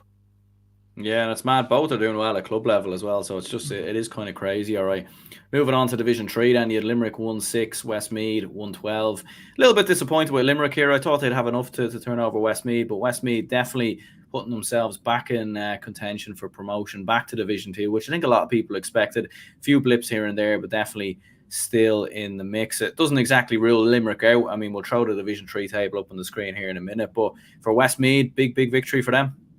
Huge victory for Westmeath, and a lot of people said they were out of the promotion race, but they're right back in it now. Luke Loughlin doing very well the other night, John Hazen as usual, Alex Gardner. There's some very nice forwards in fairness. Westmeath, they're actually one of the highest scorers across the National Football League, so fair play to them. As for Limerick, another loss at home, which is a bit of a worry. They lost at home to Louth, and now they lost at home to Westmeath. Maybe they're kind of an away side. That's the thing with Billy Lee. They'll get up for the pitch in an away game, and then in a home game they just expect to win. That kind of needs to cut out their game. They're making huge strides, don't get me wrong, but they need to cut that element out of their game a small bit. But as for Westmeath, superb victory going down to the Gaelic grounds and winning that game. And Division 3 will throw the table up in a minute, of course, but geez, it is an absolute mad division. You don't know who is getting promoted and even relegated. Like, you look at Wicklow definitely going down, but who's going to be the second spot even? It's like Division 2 a few seasons ago. Like, you don't know what's going to happen next. And hopefully these games are going to be televised over the next few weeks, because I'd definitely be interested. I'd definitely tune into 1 or 2, I'd say. Yeah, and you've for example, like, you've two points separating 6th and 1st. And all their score difference is more or less around similar. But the team that's sitting top of the division is Antrim, and I have to say, I mean, Antrim are just a team that continue to surprise everyone. I mean, they're sitting top of the division with 7 points, but not only that, their score differences, they're quite ahead of everyone else in terms of score difference as well, with plus 21. So, I mean, for Antrim, they keep building up these wins. They keep turning teams over at Corrigan Park, even if some counties don't want to play there. But Antrim have got the victory nonetheless, 119 to 12 points. I feel like that was a dig at John Aaron, was it? Maybe it was. I'm sure he'd be leaving comments now in a couple of minutes here now. He'd be out for me. Oh, he definitely will, yeah. Yeah, but as I said, well done for Antrim. Story league so far, and what I notice about their scores as well, they don't particularly have a top scorer. They have scores all over the field, which is a massive boost to them, because they don't have a player that you have to mark, like let's say a Loud with Samuel Roy or Fermanagh with Sean Quigley. Antrim are scoring all over the pitch. You look at Oran Eastwood, Kevin Small, Mark Jordan, the McCanns, the Ryan Murray as well. Like, they have a lot of players on the score sheet, and fair play to Antrim for that. And in the McGinley, what a job he's doing. Unbelievable job. And as for Longford, they're back in the relegation fight again. But I wouldn't be worried just yet about Longford. They got a win against Westmeath last week against all the odds. Maybe they'll produce again, especially the way Division 3 has gone so far.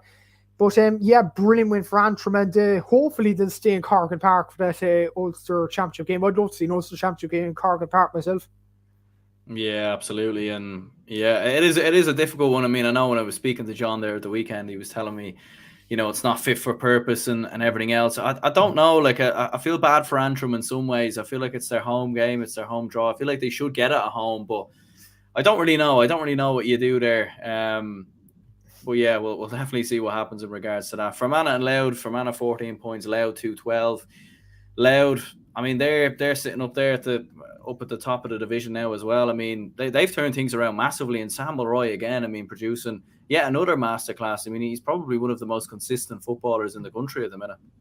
Unreal footballer, and he doesn't get talked about enough, in my opinion. He's a superb talent, and even Kieran Byrne in that low team, superb achievement for him. I think they've actually scored the same amount of play, Sam Roy and Kieran Byrne, 10 points each. So superb achievement from them. And Loud, I feel they're going under the radar a small bit, and Mickey Hart will love that because he loves going in as the underdog. He loved doing it with Tyrone against Kerry over the last few years, winning them All Ireland titles against all the odds, and he's doing it again. Superb achievement. And if Low go up to Division 2, I'd have to say that puts Mickey Hart among the bracket as the best managers in GAA history.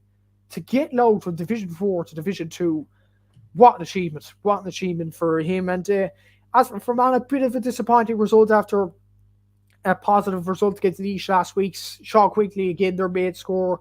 And what I've been talking about with Antrim, a lot of players seem to be scoring all over the pitch. Maybe for Fermanagh, you're focusing on one player. He's a superb player, Shaw Quigley, don't get me wrong. But maybe oppositions have found them out a small bit going into the last few games of the league, and that could be a negative for Fermanagh. But well done to Loud, and well done to Mickey Hart, Sam Mulroy, and all involved. Yeah, 100%. I mean, a big win for Louth, no doubt about it.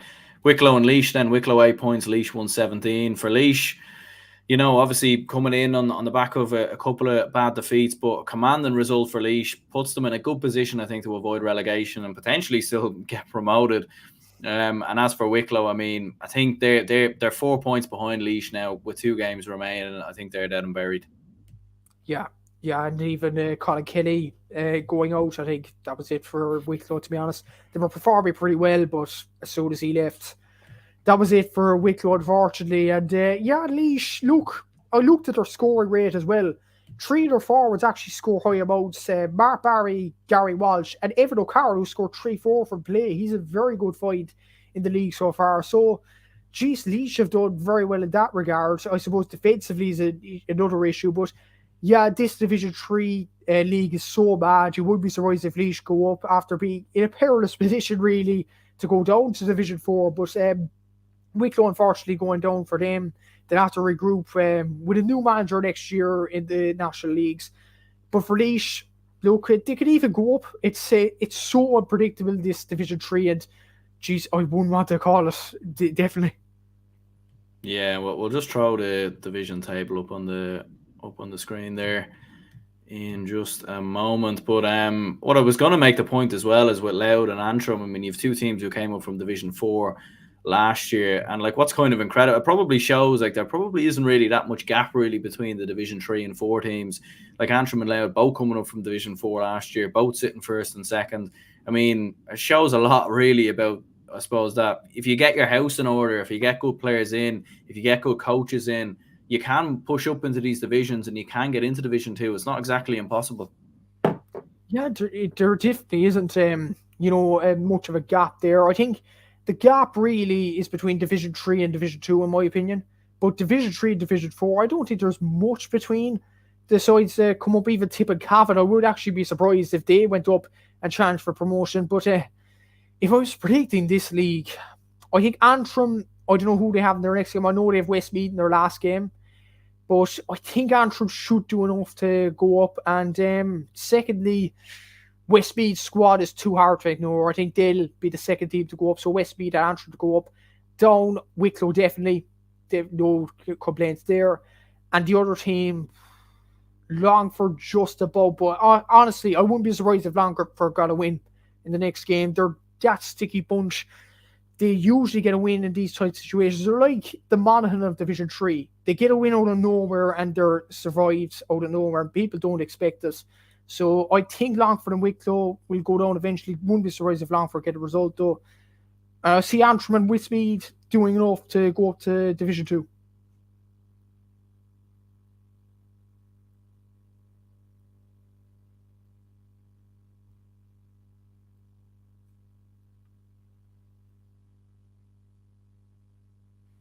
I'm muted there. I muted myself. My apologies there. What was I saying? Yeah, I was saying I still think Antrim. I think Antrim might have enough in there, but it's just so hard to call really with all the teams in there with Westmeath up there. I still think Westmeath should still have enough. In my opinion as well. Like you're looking at the last two fixtures, Westmeath home to Fermanagh, away to Antrim, which will definitely be tough. Laois of Limerick at home, Longford at home. Just so chaotic, and it really could come down to score difference. So no doubt about that. Moving on to Division 4, I suppose the big result really of the weekend, Tipperary turning over Cavan. Cavan have had 100% record so far in the National Football League. But Tipperary, after a difficult start, and maybe a difficult year, a couple of years really since they won that Munster Championship, they're finally getting back their confidence and finally starting to win games again. They are, yeah, and brilliant win for Tipperary. I honestly didn't expect it, so I thought Tipperary were kind of the finished team in many ways, but Conor Sweeney, he still has it. You look at Sean O'Connor, corner forward, Mikey O'Shea is doing very well, Teddy Doyle. I think Mikey O'Shea, Teddy Doyle, correct me if I'm wrong, I think they're from Kerry. So good coups there for Tipperary, getting the Kerry boys in. So good result for Tipperary. And Cavan, looking at the last two games, they've London and Watford. So I've seen this on an article during the week. I wouldn't worry if I was a Cavan fan. I think they'll do enough to beat those two sides in all honesty. So look, these sides could be to the Division 4 final in Croke Park. That'll be a trip to Croke Park for these two sides. But fair play to Tipperary. I thought after two games they were done. They were completely done, but they're now in a position where they're most likely going to go up. And fair play to Tipperary. Fair play to David Power for turning around, because most managers would just throw in the towel, seeing as the situation looks so dire with three games on the board. Yeah, and I think a lot of credit as well has to go to Conor Sweeney as well, who keeps on performing, stays in his team. You see sometimes when some lads opt out and some of the teams down in Division 4 and Division 3, and maybe they don't want to be involved. And I think you've got to give a lot of credit to players like Conor Sweeney, who, he's been excellent so far this year. One of the players of the year so far in the league, definitely of Division 4. And Sean O'Connor, who I think got 1-1 last week against Sligo, scored 2 points, obviously coming up from the under-20s. So, yeah, I think a lot of positivities there from Tipperary. And I think from a Cavan perspective, I think if they don't get promoted, I think it would be an absolute catastrophe, really. I think it would be bigger than what happened last year. But they definitely should have enough, no doubt about it. Carlow 110, Leitrim 214. Leitrim staying in the race, I suppose, for promotion. I mean, they've had a very unusual league. They've lost a game, then won a game. I think they've lost all their home games, but won all their away games. A little bit unusual with Leitrim and Andy Moran's men. But, with young lads in there like Tom Pryor coming in and Ryan O'Rourke and obviously Emma Mulligan, I mean, they're doing all right. They're definitely still in the mix. And, of course, Keith Byrne, top scorer of the National Football League with 139. What a player this guy is, I have to say. He's one of the most underrated. We talk about Samuel Roy being underrated. I don't think we talk about Keith Byrne often enough. We talk about Samuel Roy more, but Keith Byrne is an absolute superb player. And he's also scored 115 from play, so he's not scoring from frees at all. He's a superb talent. Ryan O'Rourke, who I might podcast, scored 1-3 at the weekend. What a player he is. Tom Pryor played well for Ballinamore Sean O'Hislan's during the club championship. He's a very good find for Leitrim. It's a bit of a weird campaign, as you say.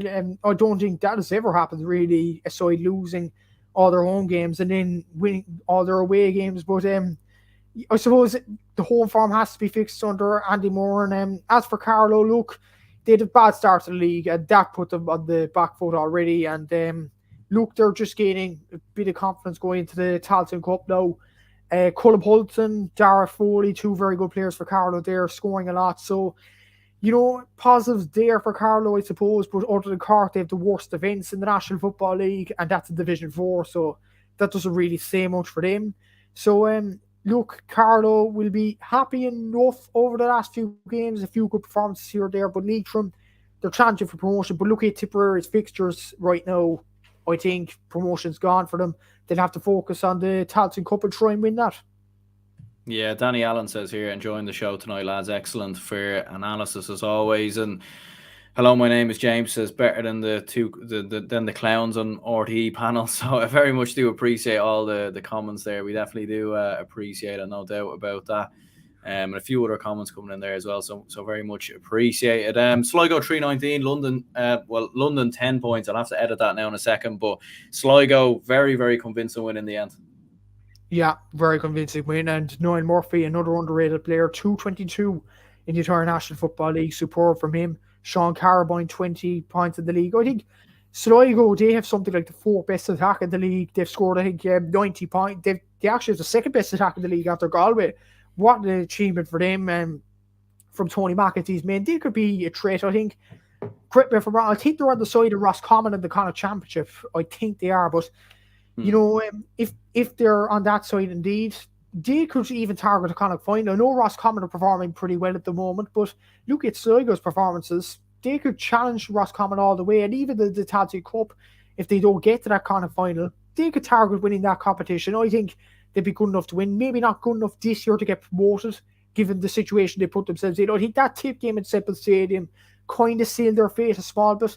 But look, good performances from Sligo, good performances from all the team, literally. Tony McAtee seems to be doing a good job there. As for London, bubbles burst, unfortunately. It was a good week, good few weeks as it while it lasted, but I think, look, that positivity is all but gone now, and they'll be focused on the Connacht Championship, possibly run the Tansy Cup, but fair play to London for even winning 3 games this year. Let's not forget, superb achievement from them, despite losing all these weeks. But yeah, fair play to Sligo and London. Fair play to them too, despite losing this.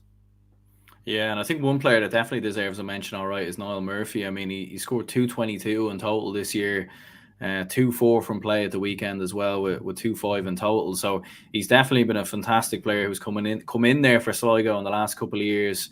And that definitely puts them in a good position to potentially get promoted. I suppose this game, Wexford and Waterford, a game that really didn't have any meaning. I think Wexford actually won this by a point, so I think I've messed it up again, unfortunately. We've gone on for too long, so I'm starting to get tired now. But yeah, Wexford with 15 points, Waterford with 14. Yeah, it was a game that really didn't matter. I tipped Wexford to go up weeks ago, but it ended up losing against Tipperary, throwing it down the drain. But I suppose both sides would be just focusing on the championship, going into the Tailteann Cup, and trying to get a bit of positivity there. Look, Waterford aren't a football county. I've said this before.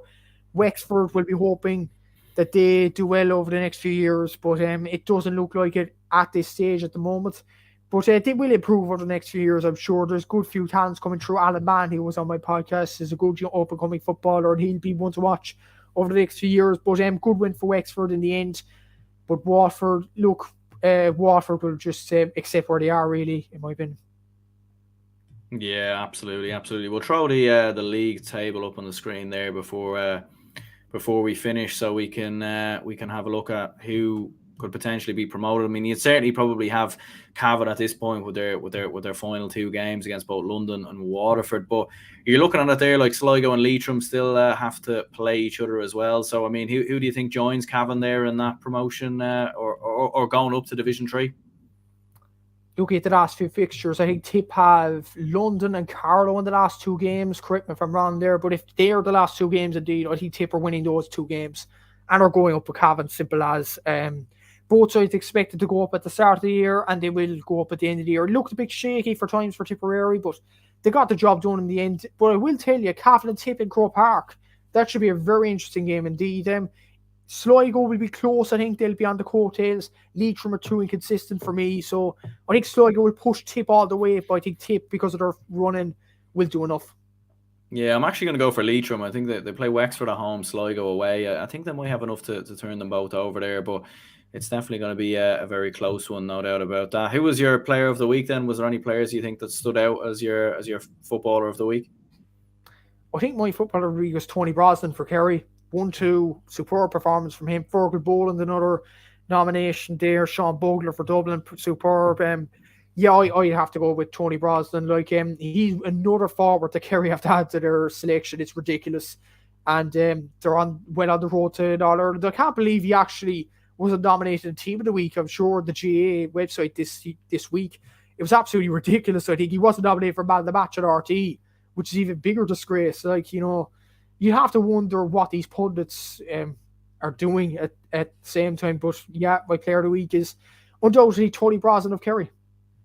Yeah, I feel like with some players, maybe they have to do it 2, 3, 4 times before they actually start getting the credit. It was like that with Niall Scully at first, when he produced good performances. It wasn't until a few years later, really, when he actually started really getting the credit. But yeah, as I said, I think Niall Murphy was outstanding, scoring 2-4. And although I didn't get to see him play, I think very, very impressive stuff, and I think to finish with a tally like that is very, very impressive stuff. But I think from a Dublin point of view, you've got to give credit to Sean Bugler, because he's been excellent so far. And when Dublin have struggled and Dublin haven't looked good, he's been the one consistent performer, in my opinion. So I definitely go with him. But yeah, look, very much appreciate anyone who tuned in to the podcast. Cheers, Matthew, for coming on. Where can people find your own podcast for people that are looking for it? Spotify, Apple. I'm on YouTube now. A lot of places around. If you search GAA Statsman at Google, you should be able to find all my links there. I'm on Twitter, Instagram, Facebook, all social media sites. Really, just type GAA Statsman and it'll come up for you. Brilliant. Well, cheers anyone who tuned into the podcast. Very much appreciated. And if you could leave a like and subscribe, it would be absolutely brilliant. And if you could leave the podcast a rating over on Spotify and Apple Podcasts, all the rest, be absolutely brilliant. So, cheers anyone who tuned in.